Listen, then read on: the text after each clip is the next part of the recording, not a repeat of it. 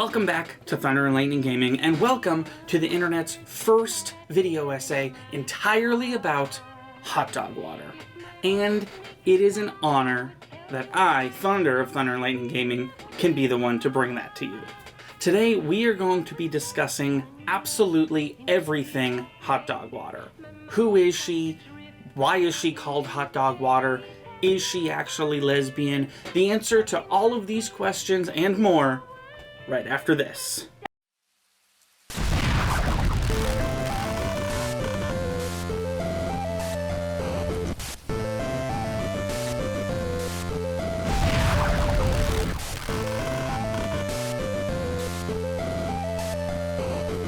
So, who is Hot Dog Water?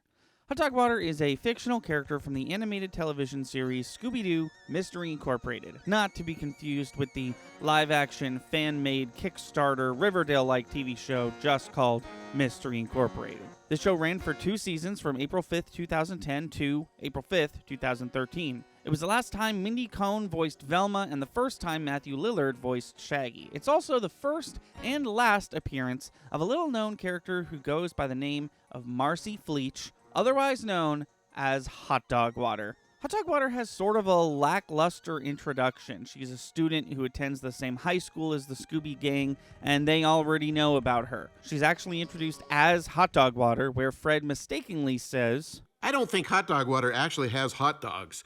She just smells like hot dog water because when someone doesn't wash after gym and they wear gingham or wool like hot dog water does, there's a chemical reaction from the bacteria that can smell like, well, like hot dogs." More on that later. Then, a few episodes later, you hear her voice for the first time. Oh boy. There isn't gluten in these noodles, is there? Probably should have told you. I have a major gluten intolerance. Yes, dear viewer, your ears do not deceive you. That is the voice of Linda Cardellini. And if her voice isn't familiar to you, her face definitely will be. Linda Cardellini was in Freaks and Geeks, Grandma's Boy, Brokeback Mountain, and most recently she played Hawkeye's wife in the Marvel Cinematic Universe. But most importantly, for the context of this video, she was Velma in the live-action Scooby-Doo movie that released in 2002, directed by James Gunn, who would go on to direct Guardians of the Galaxy, The Suicide Squad, and Brightburn. And starring opposite her was Matthew Lillard in his first role as Shaggy Rogers. The next time we see Hot Dog Water, she's the main villain for an episode. Officially introduced as Velma's old friend / science fair rival at the top of the episode, she takes on the mantle of a manticore, a disguise she uses to try and close the park so that she can use parts from the park to make a bunch of money so that she can in turn save the park. It's not the most sound logic, but it's Scooby-Doo, so, you know. A couple things about this episode before we move on to Season 2. Throughout the episode, she keeps re-zipping her sweatshirt, and I thought maybe this was a character tick or maybe like some sort of tell, but it goes away after this episode, and so does the sweatshirt tank top situation that she's got going on. Also, I'm sure most of you are wondering why she's called Hot Dog Water. It's this episode where they officially reveal it, and the reason is just as disgusting as I was hoping it wouldn't be. Hot dog water? Is that some sort of nickname, honey? Hey, look, sometimes I recycle the water we boil the park's hot dogs in for bathing to save money, but... Why? Also, gross? Don't know why it had to be so gross. Don't know why this character needed a distinct smell, but I'm gonna try my absolute hardest to forget for the rest of this episode the visceral scent of recycled hot dog water, and I suggest you attempt to do the same. Also, just as a heads up, don't Google the words hot dog water unless they're followed by the words Scooby-Doo. You're welcome. So at the start of Season 2, Hot Dog Water and Velma are seen working for the enemy. This is the part where I was going to talk about Hot Dog Water as a double agent, but it's really Velma who's the double agent, and Hot Dog Water is working as her partner. Hot Dog Water actually hasn't worked for Mystery Incorporated at this point, so I guess she's just as evil as she always was. Then, if I can skip ahead a bit and without over-explaining too much, Hot Dog Water replaces Daphne for 2 episodes. There's honestly nothing really too exciting to talk about in reference to her tenure in the Scooby Gang. The one episode she's featured prominently in, she doesn't really do anything that Daphne wouldn't already be doing. She does, however, get along a lot better with Velma than she did last time. She's calling her V. Velma now refers to her as Marcy rather than her foul-scented nickname, and their friendship really gives off some, I know we're not supposed to like her, but while you guys were ignoring me all summer, I actually got to know her and she's pretty cool vibes. And I think those are exactly the vibes you're supposed to feel. After this, Marcy returns to a recurring background character, but one that Velma still clearly has a soft spot for. A few episodes later, it's revealed that she's still working for the main villain, and then a few more episodes later, she dies. Yes, you heard that correctly. Marcy Hot Dog Water Fleech dies protecting the Mystery Gang. In the final moments of Scooby-Doo Mystery Incorporated, the main villain releases an actual monster in the form of an evil spirit. The first time an actual monster was featured in a Scooby-Doo property since the 13 Ghosts of Scooby-Doo aired in 1985. The final episode is a race to get the things. The main villain is one step behind the Scooby Gang as they collect all the things that they need to stop the evil spirit, and the only reason they're able to do this is because Hot Dog Water interfered. She holds off the villains, giving Mystery Incorporated enough time to get enough of a head start before she is shot to death by a firing squad.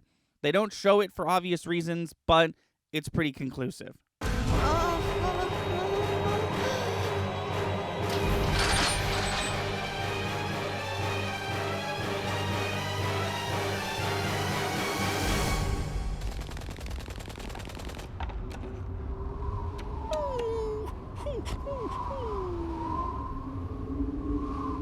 Come on, Scooby. We have to keep going. In the rest of the episode, pretty much every supporting character is killed, but they're killed by being sucked into the evil spirit that the Mystery Gang is trying to fight. Hot Dog Water is the only character that dies in a different way. It sort of reminded me of Avengers Endgame, how when they brought everyone back to life, they couldn't bring back Gamora or Black Widow. Except they do bring back Hot Dog Water. After they save the day and trap the evil spirit in hell for good, or whatever happens in that episode, the timeline sort of resets, and everyone who died in the finale is brought back to life, including Hot Dog Water. But the original Marcy died a tragic death, and you cannot take that away from me. You cry for Tara, you cry for Hot Dog Water. That's all I'm saying. So that covers who she is and why she's called Hot Dog Water, but what about that third question I asked? Is she actually lesbian? Yes. So yes, there's clear lesbian vibes and lesbian subtext in Mystery Incorporated surrounding Marcy and Velma, and I want to break them down real quick, so first let's talk about Shaggy. A major plot point in the first 7 episodes of this show is that Velma and Shaggy are dating. It's not teased or hinted at, they are dating, and it is not a comfortable viewing experience. A YouTuber I really love by the name of Jello Apocalypse put it perfectly when he said, "But the thing about watching a toxic relationship unfold is it's not fun to watch." And he's exactly right. Velma and Shaggy is not a great time. It's the reason most people stop watching Mystery Incorporated, and to that I say, please watch past it. It only lasts 7 episodes, and the show gets way better after it ends. If you're anything like me, when you watch a show with this many characters, you tend to cling to one character, sort of assigning the main character role to them. So if you're also someone who does that, just don't do it with Velma until you get to season 2. Then absolutely do it with Velma for Hot Dog Water's benefit. Episode 1 of Season 2 is a real turning point for Velma. She barely brings up her relationship with Shaggy anymore. She seems to be more independent in general, and also is hanging out with Hot Dog Water. It's sort of implied that they maybe dated in between seasons, or maybe they will date after Season 2,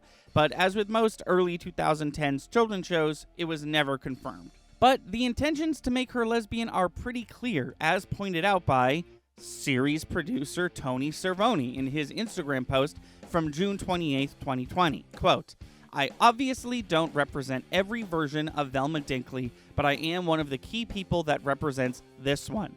We made our intentions as clear as we could 10 years ago. Most of our fans got it. There's no new news here." That is as much of a hard confirmation as we're going to get, and I'll take it.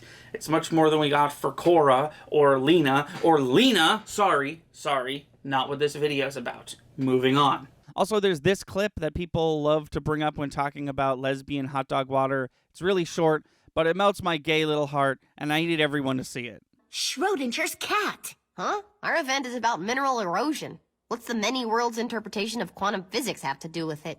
Everything. I gotta tell the gang. That's my girl. So really the only thing left to do is talk about what happens next for hot dog water. I have an idea, and it's a pretty simple and general one, and that is simply bring hot dog water back.